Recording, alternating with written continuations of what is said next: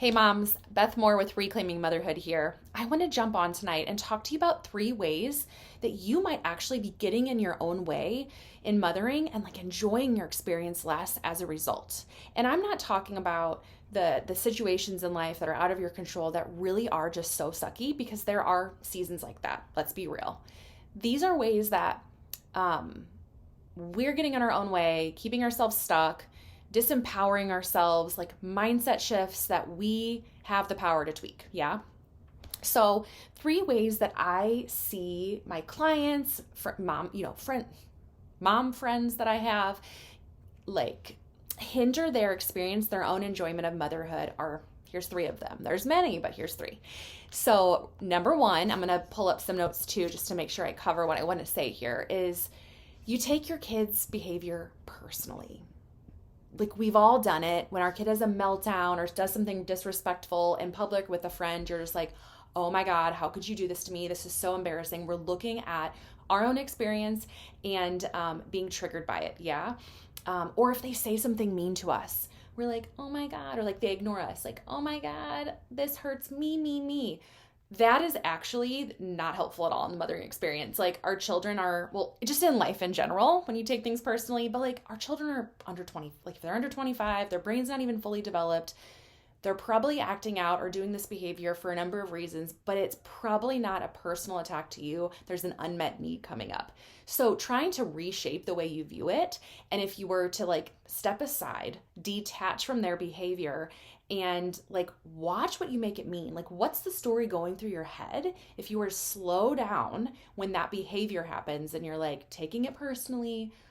What am I telling myself about this behavior that's causing me resentment, anger, anxiety? Yeah, like, let's turn it on you, because my view of parenting is that it's the greatest spiritual practice we can have, and oftentimes our triggers are just places that we need to be a little more gentle with and look at more closely, because they need to be healed, and our children came here to be our teachers. So the next time you notice you're taking something personally with your child and you're making it mean something about you that ultimately isn't helpful, here's one of the things you can do.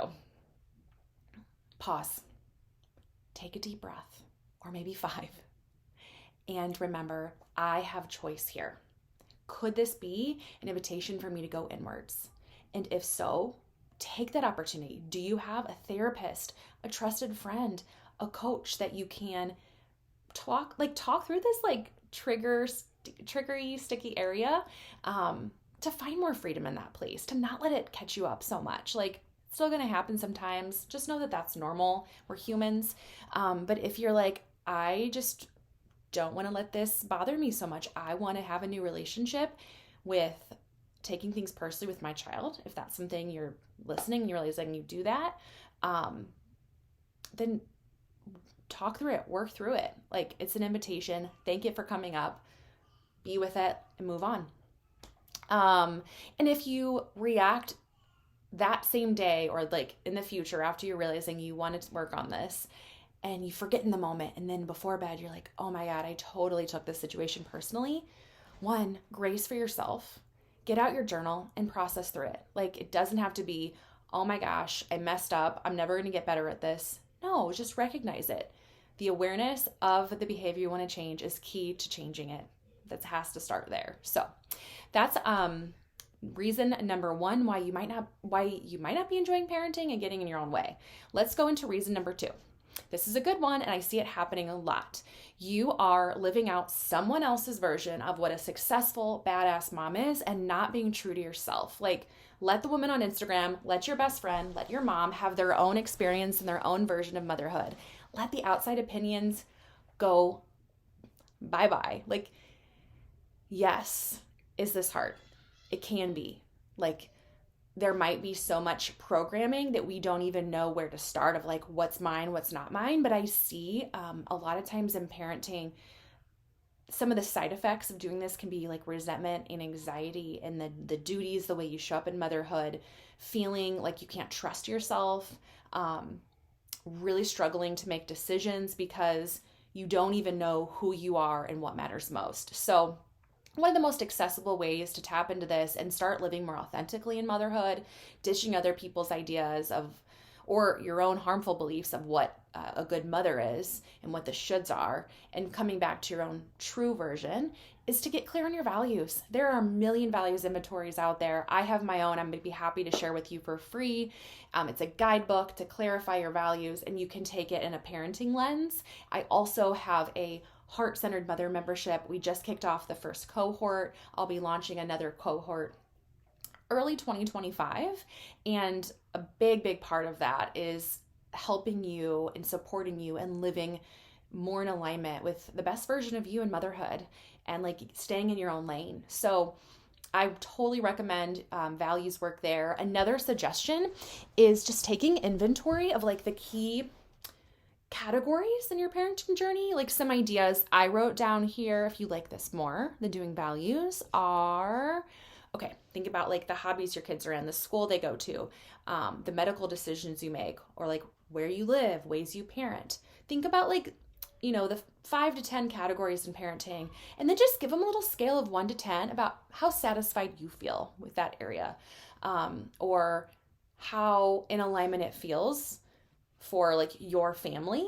And just like sometimes it's helpful to like see it. Maybe you'll have a red flag one. You're like, wow, I had no idea. This makes so much sense why I feel a lot of tension when we have this activity to do. Or I get so triggered when we talk about medical decisions because I'm completely out of alignment with our families. And this is an opportunity to, again, thank it for what it's showing you and do some inner work there. Like talk to a coach, a best friend, a therapist, do some journaling, a meditation. Like you are your own best guide. Sometimes we need outside support, but maybe you just need to pause and like give a little love to that area. Okay, let's go into the last one.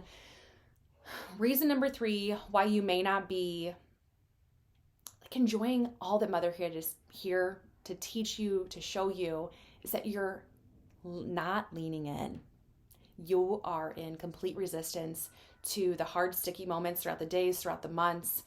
And instead of like fully opening to the present moment and being with it despite the shit sandwich that it might be in that moment, because every job, every role has one, you are in complete resistance, shut down, victim mode, and holy cow, of course it's going to be a lot more miserable. Like life inevitably has suffering, and being a parent comes with some really big and small challenges every single day.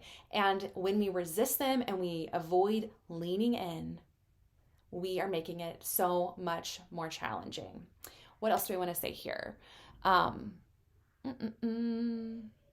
me think here. Okay, so what can we do if you notice that you have a situation popping up, your toddler's screaming in the car for like 3 hours on your way home, like mine did today, or you had plans to go somewhere and your child's sick and now you have to cancel and you were like really looking forward to it and you're like resisting and you're angry or you're, whatever. Instead of feeling that way, what if you saw it as an opportunity to offer yourself empathy and ask, how can I open my heart? How can I open my heart to the present moment experience? Assuming that you're not, because you're in resistance. And see it as an opportunity, maybe this could be helpful, to bond and connect more deeply with your child through the quote unquote pain and suffering of what the present moment experience is. That maybe this situation in and of itself is offering an opportunity to see your child and see yourself and your relationship in a new light as a result of this unfortunate circumstance. Maybe it's sickness, maybe it's like a circumstance at school that's not going well. Maybe it's just a fight. I don't know. But every opportunity is a teacher, and you can choose to be in resistance to it. You can choose to have an open heart and welcome it for all that it's here to show you. Okay, those are the 3 things I have for you.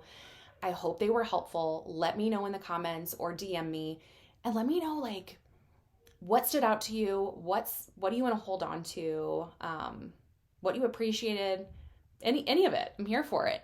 And if you personally are like, oh, I could so use a safe space to work through some of these things or just be held and supported in your own current season of motherhood, DM me. I have my books open for one-on-one coaching support right now, and I'm taking on 4 new clients. Um, and I'm here to support the mamas, to honor the mamas, and to help you be an even better version of yourself, not just for your family, but for you too. Lots of love. Thanks for watching. Mwah.